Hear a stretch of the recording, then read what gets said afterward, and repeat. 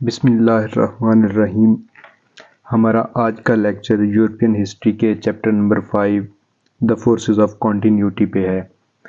उसका part number 2 है, जो कि है 1830 रेवोल्यूशंस इन यूरोप। हम डिस्कस करेंगे 1830 के रेवोल्यूशन जो यूरोप में आए। सबसे पहले हम इंट्रोडक्शन देखते हैं। जो यूरोप में रेवोल्यूशन आता है 1830 का, वो फ्रांस के अंदर आता है, बेल्जियम के अंदर आता है, जर्मन स्टेट्स के अंदर आता है, पोलैंड के अंदर आता है, Spain, Portugal and Italian states के अंदर आता है। तो ये almost all the central, eastern and western Europe है, सिवाय एक दो स्टेट के अलावा बाकी हर स्टेट में ये रेवोल्यूशन आता है। इसकी काजेज क्या हैं, हम इन पे सरसरी सी निगाह डालते हैं। सबसे पहले 1815 की वियना सेटलमेंट है। यहाँ पे देख लेते हैं कि वो क्यों है।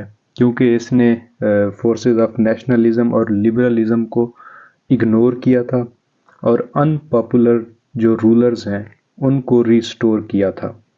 मीटरनिक का राइज करवाया था और amalgamation of Belgium with Holland and ignore the independence of Poland. ये कुछ इफ़ेक्ट्स थे जिनकी वजह से, कुछ रीजंस थी जिनकी वजह से 1830 का रेवोल्यूशन आता है। ये सिर्फ जो ख़राबी थी वियना सेटलमेंट के अंदर थी। अब आते हैं अनरियलिस्टिक पार्लियामेंट्री सिस्टम। देखते हैं हम कि ये अनरियल पार्लियामेंट्री सिस्टम क्यों था। हम देखते हैं बेल्जियंस और डच की एग्जांपल लेते हैं। हम देखते हैं यहाँ पे कि इनकी जो सीट्स थी पार्लियामेंट के अंदर सेम थी। हालांकि बेल्जियन जो थे उनकी आबादी थी 3.5 मिलियन और जो डच थे उनकी आबादी थी 2 मिलियन। तकरीबन जो डच से थे, बेल्जियन जो थे डच के मुकाबले में डबल थे। फिर भी उनकी जो रिप्रेजेंटेशन थी, नुमाइंदगी थी पार्लियामेंट के अंदर, वो उनके इक्वल थी। एक ये रीज़न हो गई। To get favour from king, MPs supports Dutch. तो ये जो एमपीज थे बेल्जियम के, वो भी अब जो डच के किंग हैं उनकी सपोर्ट करते थे, किंग विलियम फर्स्ट की। It made Belgians hopeless. इसकी वजह से वो बेयारो मददगार हो गए। इन पोलैंड, अब पोलैंड की बात हो रही है। Tsar Nicholas ignored Polish parliament until 1825। जो निकोलस था वो किंग था रशिया का, और क्योंकि 1815 की जो सेटलमेंट थी वियना सेटलमेंट, उसके अंदर जो पोलैंड है वो पूरा किसको दे दिया गया था, वो रशिया को दे दिया गया था। अब जो रशिया का किंग है उसने इस पूरे पोलिश पार्लियामेंट को इग्नोर किए रखा 1825 तक, मतलब वियना सेटलमेंट के 10 साल तक। उसके बाद in France, Charles X and Guizot, ये गुइजेट कौन है, ये चीफ मिनिस्टर है उसका फ्रांस के अंदर, इशूड एसटी क्लाउड ऑर्डिनेंस 1830। ये 1830 में उन्होंने ऑर्डिनेंस जारी किया। उसके मुताबिक उन्होंने फ्रांस का जो पार्लियामेंट है उसको डिसॉल्व कर दिया, और ये कि जो इलेक्शन पहले थे उनको नलीफाई किया, क्योंकि उसमें उनको डिफीट आ रही थी, वो शिकस्त खा रहे थे अपनी अपोजिशन से। तो उन्होंने दोबारा फ्रेश इलेक्शंस के लिए कॉल दी, जिसके लिए उन्होंने 1 लाख जो वोटर्स थे, जो वियना जो कॉन्स्टिट्यूशन, फ्रेंच कॉन्स्टिट्यूशन में 1 लाख वोटर थे, अब उनको कम करके उनकी तादाद 25,000 कर दी थी। तो लोग अब कर रहे थे कि लोग अब इसलिए रेजिस्ट कर रहे थे कि वो जो पुरानी पार्लियामेंट्री रिफॉर्म्स थी उनको दोबारा बहाल किया जाए। तो लेकिन गवर्नमेंट जो थी वो इन सारे मैटर से इनसेंसिटिव थी, वो इनको सीरियस नहीं ले रही थी। ये अब हमने देखा। आगे हम देखते हैं unrealistic constitutional system of governance. ये भी एक रीज़न है रेवोल्यूशन की 1830 के। कैसे, यहाँ पे हम देखते हैं in Netherland constitution favour Dutch. Netherland का जो कॉन्स्टिट्यूशन है उन्होंने डच को फेवर किया to the disadvantage of Belgians. वो बेल्जियम को इग्नोर करते थे और सिर्फ जो डच पीपल है उनको फेवर करते थे। This extends to courts of law, मतलब अदालतें जो थी, कोर्ट्स जो थी, वहाँ पे भी यही सूरत हाल थी कि जो डच थे उनको फेवर्स मिलती थी, जो पॉलिश पीपल थे उनको फेवर्स नहीं मिलती थी। अब इटली और जर्मनी की बात करें तो वहाँ पे कोई कॉन्स्टिट्यूशन था ही नहीं। फ्रांस के अंदर 1814 का कॉन्स्टिट्यूशन जो था उसके मुताबिक सिर्फ 1 लाख जो वोटर हैं वो वोट दे सकते थे 29 मिलियन लोगों में से, जिसमें प्रॉपर्टी जो थी वो क्वालिफिकेशन थी लोगों की, क्योंकि जो टैक्स देता था वही वोट दे सकता था।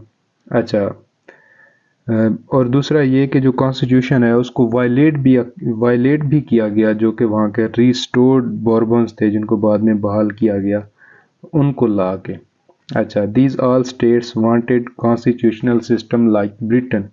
ये सारी स्टेट्स जो थी वो ब्रिटेन की तरह का कॉन्स्टिट्यूशन चाहते थे। अब देखते हैं कि पॉलिटिकल मार्जिनलाइजेशन भी एक कॉज थी यहाँ पे, कि जिसकी वजह से पूरे यूरोप में 1830 को रेवोल्यूशन आते हैं। यहाँ पे हम देखते हैं कि अनफेयर डिस्ट्रीब्यूशन ऑफ की गवर्नमेंट पोजीशन, कि जो ऊपर वाली पोजीशंस होती हैं मिनिस्टर्स की, किंग्स की, वो सारी किन को दी गई, या जो इदारे हैं उनकी जो ऊपर पोजीशंस होती हैं तो वो मोस्टली उन्हीं को दी जाती थी। जैसे कि हॉलैंड और बेल्जियम की बात करें तो हॉलैंड के लोगों को मिलती थी। Belgians marginalised in favour of Dutch. अब यहाँ पे ये देखें कि आउट ऑफ 7 कैबिनेट मिनिस्टर्स, अच्छा 7 जो कैबिनेट के मिनिस्टर थे हॉलैंड के अंदर, वहाँ पे सिर्फ 1 बेल्जियम का मिनिस्टर था। 6 हॉलैंड के थे, उसके डच थे, और 1 सिर्फ बेल्जियम का था। अच्छा, 9 out of 39 investors were Belgium. 39 जो इन्वेस्टर थे, सफीर थे, उनमें से सिर्फ 9 बेल्जियम से बिलोंग करते थे। ऑल 9 आर्मी जनरल वर डच। अब ये देखें कि पूरे जितनी भी जनरल थे आर्मी के 9 के 9 सारे डच थे, कोई भी पोलिश नहीं था। इन पोलैंड की position was acquired bye Russians. अब जो पोलैंड का इलाका है होना तो ये चाहिए था कि वहाँ के लोग ही नुमाइंदगी करते, लेकिन वहाँ पे भी जो रशिया के लोग थे वो नुमाइंदगी कर रहे थे की पोजीशंस पे। अब प्रेस सेंसरशिप की बात करते हैं यहाँ पे ज़रा।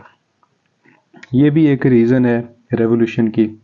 इन Netherland Belgian press was severely censored, Holland was free. Holland के जो अखबारात थे, जो प्रेस थी वो फ्री थी, लेकिन जो बेल्जियम की प्रेस थी उस पे उन्होंने सही सही वाली सेंसरशिप लगाई हुई थी। In France press was censored to avoid their weakness been published. अच्छा, फ्रांस पे भी जो सेंसरशिप थी वो इसलिए थी कि जो उनकी वीकनेस है वो पब्लिश ना हो जाए। सेम इन द पोलैंड में यही हालात थे। अगर कोई इस तरह का सीन होता, जो लिबरल जर्नलिस्ट थे उन पे हैवी पेनल्टीज लगा दी जाती। अच्छा, इसके पीछे रेवोल्यूशन के पीछे 1830 के रेवोल्यूशन के पीछे 1789 का रेवोल्यूशन भी है। कैसे? जैसे ही ये सक्सेसफुल होता है तो लोग उससे भी इंस्पायर थे, कि जो लिबरल आइडियाज़ थे, राइज ऑफ नेशनलिज्म था, ये सारे लोग 1789 के फ्रेंच रेवोल्यूशन की सक्सेस की वजह से भी इससे इंस्पायर हुए और 1830 में दोबारा रेवोल्यूशन लेके आए। Success of French revolution of 1830। हम देखते हैं कि 1830 में भी फ्रेंच रेवोल्यूशन सक्सेसफुल हो जाता है। कैसे? इटालियन फेडअप थे, फेयर ऑफ ट्रोपो प्रोटोकॉल था। अच्छा, inspired by revolution in which French succeed without any intervention of protocol parties. क्योंकि ट्रोपो प्रोटोकॉल में ये था कि जहाँ पे भी रेवोल्यूशन आएगा तो सारी कांग्रेस सिस्टम के जो स्टेट्स थी, 5 स्टेट्स, वो मिल के उसको सुप्रेस करेंगी। ये ट्रोपो प्रोटोकॉल था, जिसमें ब्रिटेन इनका साथ नहीं दिया था, तो बाकी जो हैं रशिया, प्रूशिया और ऑस्ट्रिया, इन्होंने मिलकर ये फिर प्रोटोकॉल साइन कर लिया था। तो अब यहाँ पे देखते हैं कि जब फ्रांस के अंदर रेवोल्यूशन आता है तो ये इंटरवीन नहीं करते, तो रेवोल्यूशन सक्सेसफुल हो जाता है। तो इस वजह से भी जो दूसरी स्टेट्स हैं, इटालियन स्टेट्स हैं, जर्मन स्टेट्स हैं, स्पेन है, ये सारे दोबारा रेवोल्यूशन लेके आते हैं फ्रांस के रेवोल्यूशन को देखने के बाद। फिर British sport of nationalism and liberalism. जो ब्रिटेन था ये शुरू से ही नेशनलिज्म को और लिबरलिज्म को सपोर्ट कर रहे थे, लेकिन ये एक मॉरल सपोर्ट थी या इनडायरेक्ट सपोर्ट थी, डायरेक्ट सपोर्ट नहीं थी। जैसे हम इसको स्पेन में भी देखते हैं। Weakness and collapse of Congress system. हमने देखा कि कांग्रेस सिस्टम पिछले लेक्चर्स में कि क्यों कोलैप्स हुआ था, ठीक है ना, उनकी जो जो कमज़ोरियाँ थी उन्हीं का फ़ायदा उठाया और ये रेवोल्यूशन हो गया। फिर हम आगे देखते हैं इकोनॉमिक हार्डशिप्स आती हैं कि इकोनॉमिक हार्डशिप्स जो थी यूरोप के अंदर उनकी वजह से भी रेवोल्यूशन आता है। जैसे कैसे, करप्शन है यहाँ पे, एम्बेजलमेंट ऑफ पब्लिक फंड्स है, ओवर टैक्सेशन है। अब यहाँ पे देखते हैं Italian and German were exploited bye Austria through the over taxation. अच्छा, इटली और जर्मन में तो ऑस्ट्रियन की ओवर टैक्सेशन थी। यहाँ पे फ्रांस के अंदर देखते हैं तो नेपोलियनिक वार्स थी, हैवी वार्स, इंडेमनिटी थी। अच्छा, अब बेल्जियन की बात करते हैं तो Belgian economy was paralysed by Leopold, free trade policy and over taxation. अच्छा, जो कि सिर्फ जो डच हैं उनको एडवांटेज मिलता था इससे, जो बेल्जियन के लोग हैं उनको नहीं मिलता था। पॉवर्टी थी, फेमाइन था, इन्फ्लेमेशन था और अनएम्प्लॉयमेंट थी। ये थी इकोनॉमिक सूरत हाल यूरोप के अंदर। ये भी एक काज है जिसकी वजह से 1830 में रेवोल्यूशन आता है। अच्छा, अब आगे देखते हैं side effect of industrial revolution. Industrial revolution आता है तो जिसकी वजह से अनएम्प्लॉयमेंट बढ़ती है, तो क्योंकि मशीनरी अब काम करती है तो लो पेमेंट्स मिलती हैं लेबर को फॉर लॉन्ग हॉर्स के लिए। बेल्जियन और इटालियन जो हैं वो ब्लेम करते हैं अपनी गवर्नमेंट्स को इस अनएम्प्लॉयमेंट की वजह से और लो पेमेंट की वजह से। तो वो रेवोल्यूशन लेके आते हैं क्योंकि उनको जो मुआवजे हैं वो कम मिल रहे थे। अब रिलीजन की बात करते हैं तो फ्रांस के अंदर और बेल्जियम के अंदर कैथोलिक रिलीजन होता है। नेदरलैंड स्टेट जो है ये प्रोटेस्टेंट थे। हॉलैंड के लोग जो डच थे वो प्रोटेस्टेंट थे। तो बेल्जियम जो थे वो कैथोलिक हैं। तो जो चर्च है, एजुकेशन है, जो स्कूल्स की एजुकेशन है, ये सारा कुछ हॉलैंड के अंदर डच को मिल जाता है, प्रोटेस्टेंट को मिल जाता है। तो जो कि कैथोलिक पीपल हैं उनको सुप्रेस करते हैं, उनको इग्नोर कर देते हैं। तो बेल्जियम के जो लीडर्स हैं, रिलीजियस लीडर हैं, उनको क्रिटिसाइज़ किया जाता है और इस तरह की पॉलिसीज़ लाई जाती हैं कि वो क्रिटिसाइज़ होते रहें, उनको फेवर नहीं मिलती थी। तो फ्रांस के अंदर जब आते हैं तो चार्ल्स एक्स जो था उसने दोबारा वही कानून लागू किए जो फ्रेंच रेवोल्यूशन से पहले थे। जैसा कि चर्च की इन्फ्लुएंस थी स्टेट अफेयर्स में, तो क्लर्जी जो थे उनको प्रिविलेजेस मिल रही थी। तो इस चीज़ ने दोबारा फ्रांस के लोगों को इग्नाइट किया, एक्साइट किया और वो लोग दोबारा रेवोल्यूशन लेके आए। डेस्पोटिज्म की बात करते हैं तो फ्रांस के अंदर एसटी क्लाउड ऑर्डिनेंस जो था उसकी वजह से इमरजेंसी हुई। अच्छा, कॉन्स्टिट्यूशन को नलीफाई कर दिया गया। न्यू इलेक्शन होते हैं जिसमें सिर्फ 25,000 लोग वोट दे सकते हैं। अच्छा, जब हम रशिया की बात करते हैं तो Tsar Nicholas killed many Poles who was suspected in his father's death. कि जो रशिया का किंग है वो बहुत सारे पोलिश के लोगों को कत्ल कर देता है, जो कि सिर्फ इस शक की बिना पे कि उन्होंने उसके वालिद को कत्ल किया था। अच्छा, he propose to use Polish army against French revolution. अब रशिया का जो किंग है वो कहता है कि जो पोलिश आर्मी है उसकी मदद से जो फ्रेंच रेवोल्यूशन है उसको सुप्रेस कर दिया जाए। In Belgium Leopold second policies favour Dutch. अब बेल्जियम के अंदर लीपोल्ड सेकंड जो है उनकी पॉलिसी ने सिर्फ डच के लोगों को फेवर दी और बेल्जियम के लोगों को नहीं दी। And force them to use Dutch as official language. और जो डच लैंग्वेज है उसको ऑफिशियल करार दिया गया। तो बेल्जियम के जो लोग थे ये ज़ुबान उनकी नहीं थी, तो इस तरह उनके राइट्स को वायलेट किया गया। Metternich denied the freedom of speech, association, worships and press in Italian and German states. अब देखते हैं struggle for national independence and unification. Vienna settlement, यहाँ पे देखते हैं Vienna settlement of 1815 undermined the nationalism and subjected Belgium into Dutch. Belgium के लोगों को उन्होंने डच के अंडर दे दिया वियना सेटलमेंट में, और पोलैंड जो है उसको रशिया के अंडर दे दिया। इटली और जर्मनी को ऑस्ट्रिया के इन्फ्लुएंस के अंडर दे दिया। और इस वजह से मीटरनिक ने फ्रस्ट्रेट किया इटालियन एंड जर्मन यूनिफिकेशन को। ये भी अब रीज़न है struggle for national independence and unification. Role of intellectuals. अब हम देखते हैं role of intellectuals and revolutionary leaders. अच्छा, Pelligno led revolution of Belgium, Lafayette, Louis Philippe, Adolphe Thiers, Lamartine, Talleyrand and Keving work together to lead the revolution in France. ये वो leadership है, वो पढ़े लिखे लोग हैं जिन्होंने मिल के अपना किरदार अदा किया फ्रांस में रेवोल्यूशन लाने में। In Poland and German states were led by intellectuals and students. Germany के अंदर जर्मन जो स्मॉलर स्टेट्स हैं उनके अंदर और पोलैंड के अंदर जो स्टूडेंट्स थे और यूनिवर्सिटीज़ के प्रोफेसर्स थे और इंटेलेक्चुअल्स थे, उन्होंने मिल के रेवोल्यूशन को चलाया। अच्छा, इसका रिज़ल्ट क्या निकलता है, इस पर थोड़ी सी निगाह डालते हैं। Effect of 1830 revolutions. थोड़ा सा नेगेटिव रिज़ल्ट देखते हैं, इसके इफ़ेक्ट देखते हैं। लाइफ लॉस होती है एंड डिस्ट्रक्शन ऑफ प्रॉपर्टी होता है। Downfall of kings and their governments. यहाँ पे देखते हैं किंग लियोपोल्ड सेकंड नेदरलैंड के अंदर उसकी जो किंगशिप है वो हटा दी जाती है।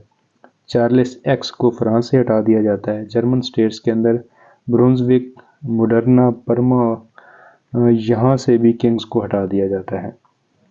किंग फ्रांसिस जो फोर्थ थे उसको। अच्छा, यहाँ पे ये देखें total collapse of Congress system.